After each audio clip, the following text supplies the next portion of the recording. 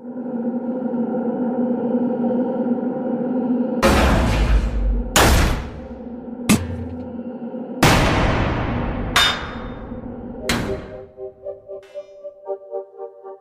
French, what up?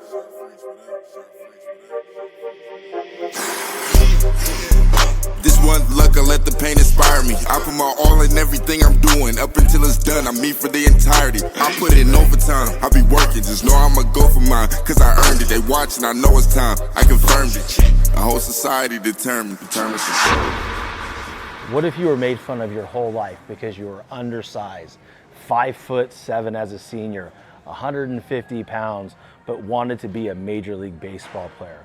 How would you feel every single day knowing that that was going to be your reality, but everybody else thought you were full of it and did not think you could do it? Well, I want to take you on a journey of a Major League Baseball player who, in fact, did make it. His name is Chris Mazza. You're going to really enjoy this story of a young man hitting a growth spurt, becoming an amazing shortstop, only to be found on a pitcher's mound in the major leagues. Come on.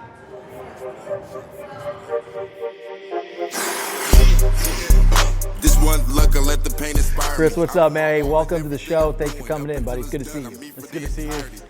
Hey, man, like we're here, you know, we're in sunny Florida and getting to have this amazing conversation, and I cannot wait to share your story, who you are with the audience, and I know they're going to get a whole lot out of it. So without further ado, man, talk to us a little bit for those that are watching that don't know exactly who you are and what your journey was.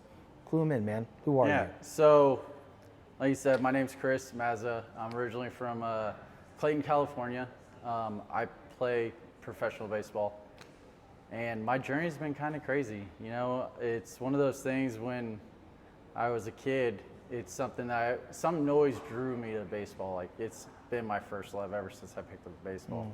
And my dream was literally to do exactly what I'm doing. So that's kind of cool, kind of being able to live out your dream where, you know, not most people aren't fortunate enough to get to do, but I get to do it every day. Now it's kind of just a grind, getting back with it, like we've talked about with surgery and stuff. But I think like the biggest thing out of it is just like still having a love for the game and all that. Yeah. I want, guys, he did mention Clayton Valley, Clayton, California. I also grew up in Clayton, California. And so I know exactly where this guy comes from. And you're right, man, not a lot of people get to do what you have done in your career.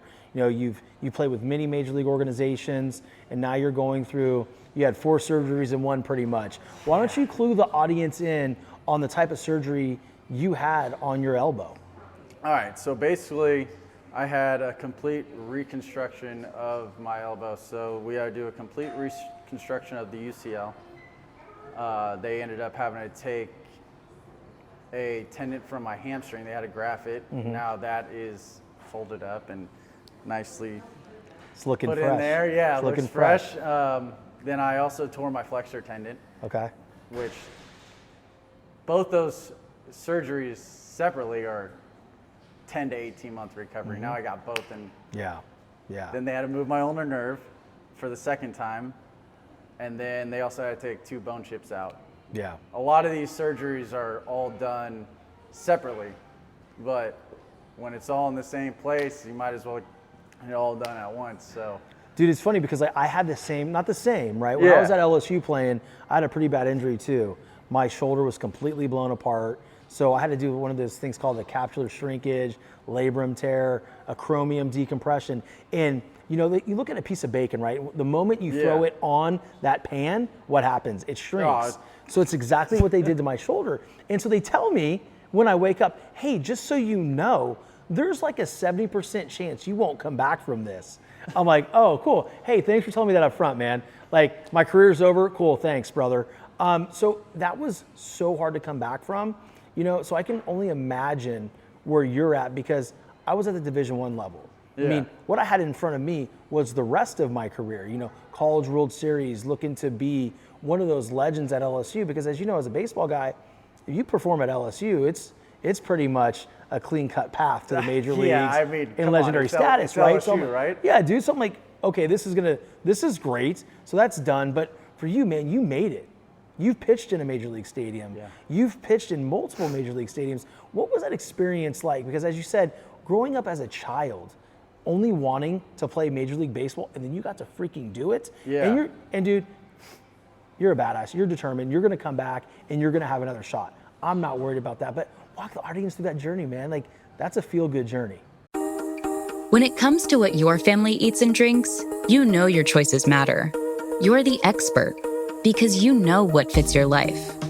And getting it right starts with good information. That's why America's beverage companies are sharing more information about our ingredients at goodtoknowfacts.org. No spin, no judgments, just the facts straight from the experts for more than 140 beverage ingredients. Visit goodtoknowfacts.org. Man, it really is, because like a lot of times throughout that journey, you're always told like you're too small, like you're never gonna make it, like why are you even wasting your time? Like I told you earlier, like my freshman year of high school, I was 5'1", 92 pounds. Like my senior year, I was 5'7", and then I ended my senior year at 5'11", 6 foot, and that all happened during baseball season. That's nuts. So Were I you was like tripping over your own feet? Oh, dude, I was like a baby giraffe. Like I had no idea what I was doing. Was that your nickname, Baby Giraffe? No. Okay, my that's dad good then. called me Pinhead since I was a Pinhead? kid. Yeah. Good old Bob. I don't know. Yeah. But like, so it was like one of those things, like I was really good at baseball, and then I got really bad at baseball because I didn't know my body. Yeah. So I ended up wanting to just play baseball for 4 more years, walked on to Menlo College, which is a Division III school. Yep. And somehow I walked on the field first day, and it's like everything clicked again. It's I like insane. grew in my body. I like started at shortstop as a freshman, and I never didn't play a game at short with Menlo in my whole entire career, and then ended up getting drafted as a pitcher. So did you pitch a lot at Menlo, or what was that like? So I pitched 15 innings my junior year as a closer. What about those 15 innings? What about those 15 dang innings, right? That says for a Major League Baseball organization, go, he's a shortstop, he's throwing 15 innings. Now I want to draft him as a pitcher. So funny, like how you talk about, like, you know, there's guys that have played a position their entire life, ended up getting drafted as a pitcher. People wonder how the heck that happens. Well, it happens because you just flash a good arm, right? Okay. Because when I first started getting looked at, it was not to pitch, it was to actually play shortstop. And the only reason I got looked at is because there was a scout at our game to see somebody else. That's the way it always Right? is, And man. it was to see one of their pitchers, and my first 2 at-bats off, this guy hit 2 doubles off the wall. Right. And then all of a sudden you get that first questionnaire letter. Who is this guy? Yeah, it's like, Who's oh, this Chris can you Mazza guy? Can you fill this out, right? Yeah. And like at that point, I got that first letter, I'm like, let's go. Wow. This is all in. This is what I'm going to do now. Because at first it was like, I'm just going to go play baseball for 4 more years, get a degree, and then I want to go in firefighting. Oh, really? That's what I wanted to do. Okay. All right. It was either that or I'm picking up the tools with my dad doing masonry, and you know. Well, you're doing that now because you're building an outdoor kitchen. Yeah. Well, we got that done. So That's good. flashbacks of, I'm glad I didn't have to do that no more. Flashbacks of childhood summer, right? Going to work with dad. That was my being off miserable. season. That was literally my off season Yeah. training. Yeah. Like literally picking up 80-pound bags of mortar and nuts. doing, being a hot carrier for my dad in the off season until I made it in the big leagues. And then I was like, yeah, I'm not doing this that no anymore. more. Not doing it anymore. So describe to the audience the big league experience, right? The call. What was that moment like when you got that call and you got to share that with your dad? So, well, unfortunately, my call was not like most other people's call where it's like, oh, first time, hey, come into the office. You know, they're messing around, like, gonna mess with you. And then all of a sudden, like, oh, yeah, your next game's gonna be in New York, right, against the Yankees. Like, no, that didn't happen. I'm in Syracuse, and I'm watching the Mets game. I don't know who they're playing, but all of a sudden, like, they're getting blown out, and they're running through pitchers and pitchers and pitchers. And I got 2 of my roommates in there, and I'm like, watch, I bet somebody's going to get called up today. Like, we are all talking about it. It's one of those things, you just know how things go. And all of a sudden, like 10 minutes later, my phone rings, and it's my manager, and he's like, hey, so you started out in AA this year, right? I was like, yeah. And then then you came up AAA. I'm like, yeah. He goes, well, now you're gonna get on a plane and you're going to Philly. Unbelievable, man. And I'm like, okay, we're watching this game, and but then he goes, well, they're not sure if you're gonna call you, if like they're gonna activate you or not. It's kind of like this taxi squad. You go up there, and if they're gonna activate you, you'll get activated. If not, you just get back on the plane and just come back down to Syracuse. Like, oh, that's really cool. I'm 29 years old, and this is my first taste of possibly the big leagues, and it's like, well, am I going? Am I going or not? Am I not? Is there a chance? Dude, I know way too many people have had that phone call, and they get there, and then it's like, oh, plane back. That's an amazing, and it just goes to show, and we're going to go to a quick commercial, but before we go, I just want the audience to understand something. The most unassuming moments in your life can turn into something very special, and that's what you just heard from Chris Mazza right there, getting called up to the big leagues. Sharp French, what up? And we're back with Chris Mazza, Major League Baseball free agent, where he's discussed his journey into the big leagues. Dude, I'm going to tell you what, it's been an inspiring story so far. Not a lot of people get to live that story. No. So whatever your call-up story was, you still had a call-up story. I never had one, right? So it's still a really cool story. But what I want to talk to you now is, that whole journey, right? Playing Little League, playing high school, and then into Menlo College. There takes a lot of determination. Like, as you said, you weren't the tallest of the bunch. No. You grew later, didn't understand and know your body, and then one day, the first practice at Menlo College, it clicked. There's a finite level of determination that kicks in when you have to deal with all the adversity. So walk me through, what does determination mean to you, and how's it played a role in your development? I mean, it's like one of those things, like you get told, somebody tell you can't do something, like you either got two types of people. Type person that's gonna be like, oh yeah, okay, like, yeah, you can't do that, and you're right, I can't. Or you're just, it's the F you mentality. Yeah, I'm gonna go do it, and I'm gonna prove you wrong. And that's kind of like how I've had to do things, like when I was younger. So it's kind of like you always have that chip on your shoulder, and you just want to prove to people that, I feel that, dude. I'm better. Just because I'm smaller than you doesn't mean that I can't figure this out. And then all of a sudden I got somebody came down and touched me, and everything started. You can to click. now play. It's like, here you go. Like, exactly. You've got that grind that you've had to develop as a kid, to now you actually have the body to do it, and now this is the easy stuff. Dude, when did the chip develop? Because for me, it happened fucking early, dude. Like, I thrive on this crater-sized chip on my shoulder, and sometimes it's a good thing, right? Sometimes it does feed into that determination, that discipline, that fire. Yeah. But a lot of times it could be the root of my demise. Well, I mean, that kind of starts with, I got two brothers. I got an older brother that's 6 years older than me. I got a younger brother that's 3 years older than me. Younger brother was always as big as I was. Okay. So it's like, man, and I always wanted to be like my older brother, playing baseball and stuff. Yeah. So it's like, okay, I want to prove that I can play with the older kids, because that's how I got better. I always played up.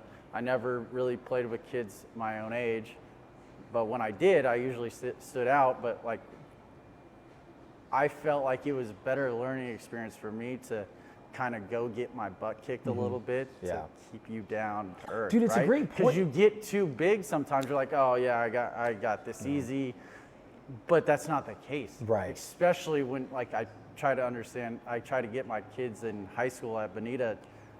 Like, you guys don't realize how hard it is to get where I got. Yeah. Like, dude, it's not just like, oh, okay, I'm gonna roll out of bed and get to the big leagues. No, it's everything. It's 365. I mean, 24/7, 365. Like, this is what you gotta do. Yeah. Because there's always somebody behind you that's ready to take your job at any point. Trust me, I was that guy. Yeah. I wanted. Yes. I didn't like, care I'm if it was taking that dude's DeGrom position. or like any of those Here's guys. the other thing: the coaches are looking too. Exactly. The GM's looking. Like, they are always looking to make another choice that's going to bring them to a championship.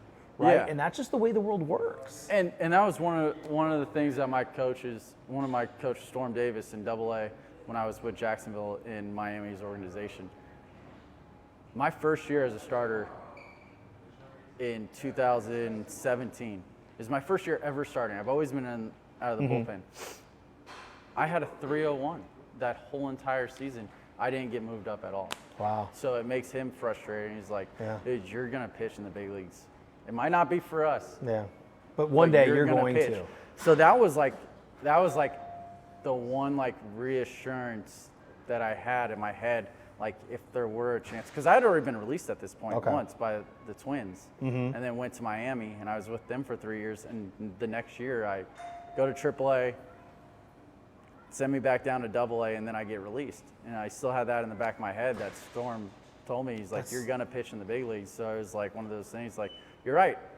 I mean, I understand the situation that came in. Jeter came in, recycle, right? Yeah. In standard Miami Of course. Yeah. baseball. Yeah. But, you know, it was one of those things like, I'm going to prove them. They made a mistake, right? You know, and I think that's a good point because there's always that one person that believes. Not just believes in you, but just because a belief is something that you just cannot see. But they're actually he knew you were going to pitch in the major leagues. And it's important for individuals like you and myself that carry that big chip on our shoulder to have that one person that we know, love, and trust that has that quality of integrity and has been there, right? It has been there to say that, no, you're it, dude. You're it. How important was that to you and just staying in your own mind and just kind of staying even keel, because that it can get kind of it's one of those things where you know you're on a scale, right? Yeah. One thing that somebody says could tip that scale, right? Yeah. So it was one of those things that was just an extra motivation. That was like an extra reinsurance. Okay, like you start. I mean, don't get me wrong. There's dark days. There's dark days, a lot of them. But it's things like that. If you can keep that in your memory bank, like that helps you get to that next spot. And really elevates you to a new place to pursue or even like make your dreams a reality. So many people give up. And that's the thing. That's why it's I love. Easy, because it's easy to give up. It's easy right? to give up. Everybody's doing it. Everybody's giving up. Screw it. Like if it's not going my way, I can just throw up my hands. I wasn't supposed to be here anyway, right? Right. But the thing that I love about the word determination, and that's why hence the show, The Determined Society, is there's always those moments. See, in your career, there's probably 1,000 moments where you could have been like, you know what, this isn't for me. One most recently being the surgery.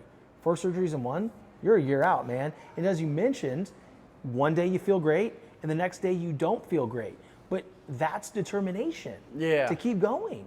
Man, this has been the most frustrating, complicated thing that I've ever gone through. This is worse than the grind just to get to the big leagues. Yeah. Oh, talk about that. So yeah, like I thought that was like mentally like tough. I can't control anything that's going on here. Like I can control my work ethic. I can control other things to put me in the right spot to do well or to have success. With this, I'm just at the mercy of You're the passenger, when man. it wants to heal, and it's just like, it's literally like waking up and it's let's flip a coin and see if it's gonna feel good today or if it's not. It's amazing, and it's dude. one of those things like, you know, Dr. Andrews did my surgery up in Jim's great, dude. Yeah, it's great. And I mean, 80 years old, still doing it, and there's a reason why people go to him. It gives them another chance, and this was literally, he told me, he goes, if you have another chance to play again, like this, you have it now. This is it. Because we were 30 minutes from not being able to do the surgery because he couldn't find my nerve. That's insane. Couldn't find my nerve. Couldn't find it.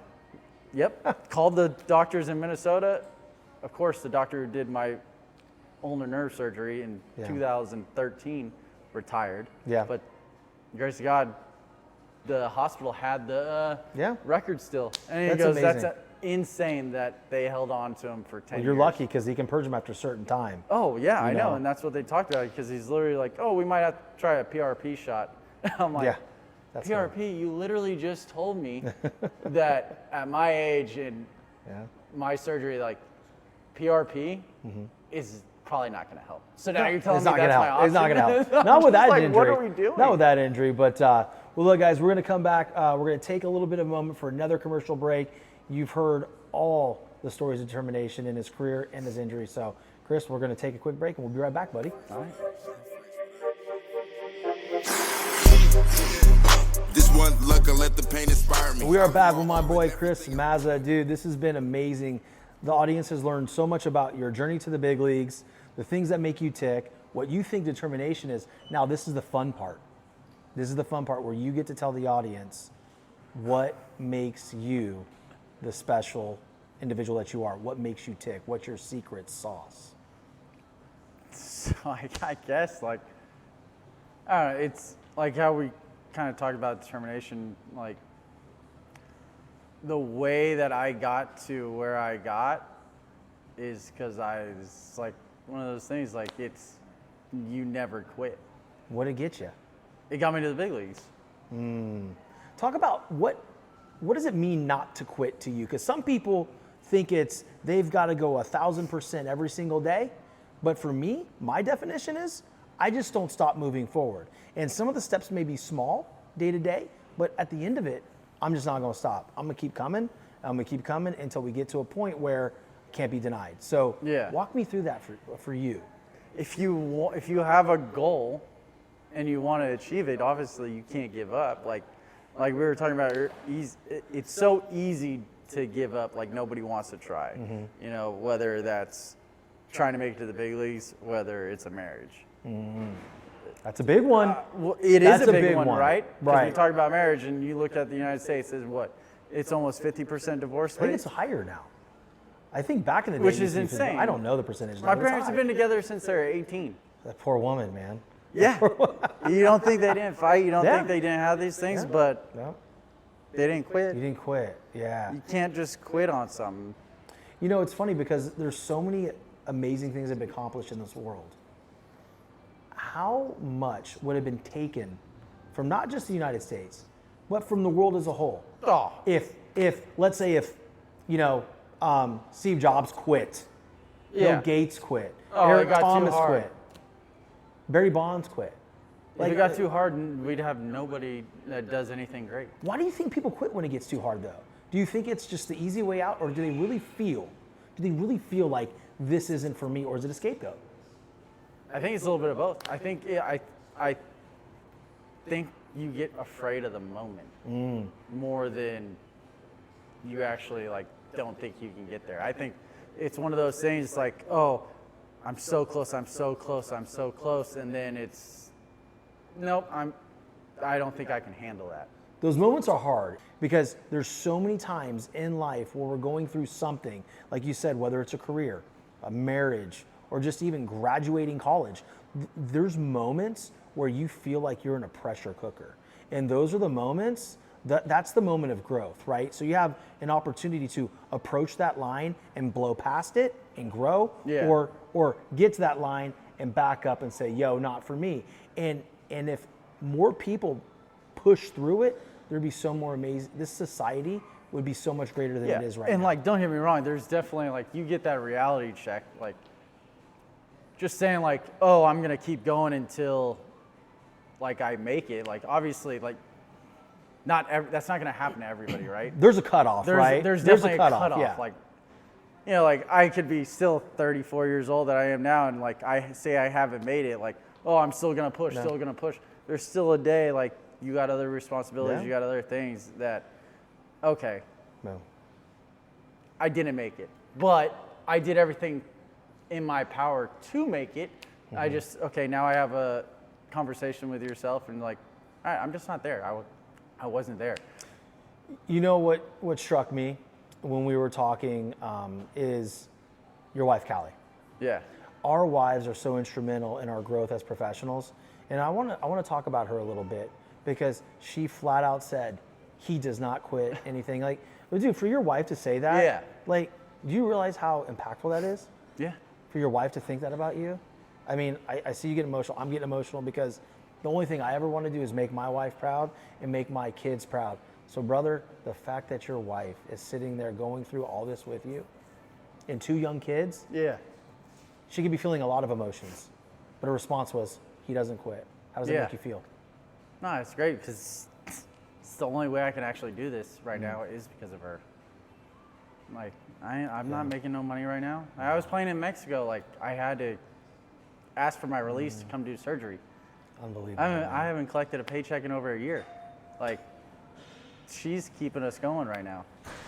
Dude, and I think that is one of those things that I love, because a marriage is give and take. Give and take, right? Right. It's like If, there's moments like, where you're in the lead. Now I'm down here. She's picking up the slack, right? But that's life, right? Yeah. And there's no shame in that. That is a real strong couple. I love to hear that, man. So I just wanted to ask you. Like, Halftime, she asked me how I did when I get back from PT, and she looks at my face and then maybe doesn't even ask anymore because she knows it. Just leave him alone right now. Today, He's in his feelings. Oh, it was all right. Yeah. What do you mean it was all right? It was all right. It was okay. all right. Yeah. Yeah. Well, Let's we'll not end talk at that. about it. We'll end at that. Let's not talk about it. We'll end on that one. But no, dude, it's important, because that's why I wanted to bring that up, man. It's just so important, you know, the shadow that we cast to the public, 100%. But the most important shadow that we cast, and I want everybody to understand this, is a shadow at home. Yeah. What are the walls saying about you? What are the kids saying about you? What is your spouse saying about you? Because that's what makes you an individual. That's what makes you a man. Those are the only things that really matter. That's it. At the end of the day, it's the only thing that matters. Because if the whole career ended today, you would still have that beautiful wife and those beautiful children. And that is what matters, dude. It is so cool, man. Like, that's got to give you that added motivation, that added determination to push through these moments, because you know she's holding you down right now. She's got you. Oh, yeah. That's amazing, man. Does that take a little pressure off a little bit? A little bit. Like, it's one of those things. It's like, oh, yeah, it takes a little bit of pressure, but then it also, like, okay, like, come on, we got to get going. We got to get going because it's my turn again, right? Well, and it's one of those things, like, for people at home to understand, like, it's not like I am with a team right now. Like, I am not getting paid during this rehab process. So, like, you know, when you're with a team and going through all this, it's way more less stressful. At least I think. Like, I've only had other surgeries that weren't a year-long recovery. Like, my surgery when I was with the team was 3 months. Yeah. Totally relaxed, own pace. You know, like having Tommy John surgery, okay, now you got a year to a year and a half with a team. It's nice, like, you know, like, all right, you can take your time. I got all the treatment that I can get, and I'm still getting a paycheck.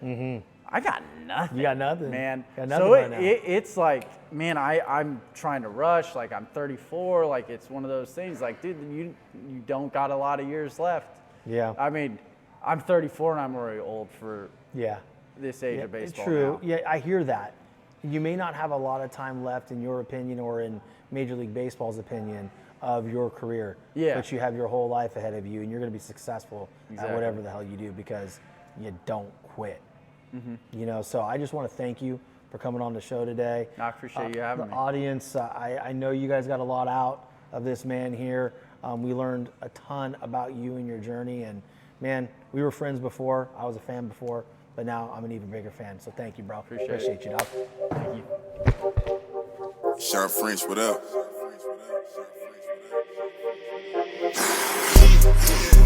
This one luck, I let the pain inspire me. I put my all in everything I'm doing. Up until it's done, I'm me for the entirety. I put in overtime, I be working. Just know I'ma go for mine, cause I earned it. They watching, I know it's time, I confirmed it. A whole society determined.